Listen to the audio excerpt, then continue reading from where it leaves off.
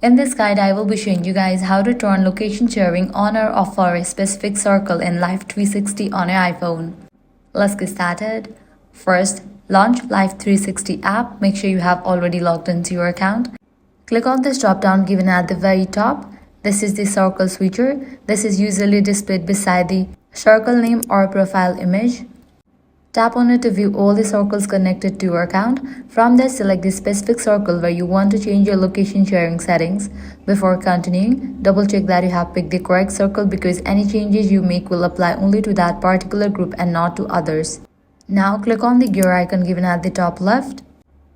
Here, head over to the option Location Sharing. This section controls whether people in that circle can see your live location, movement updates, and map activity. You'll see a toggle switch for location sharing.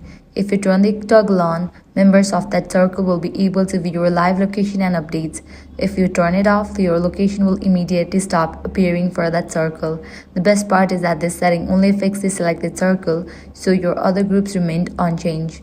And that's it. This way you can easily turn on or turn off location sharing settings for a specific circle in Life360.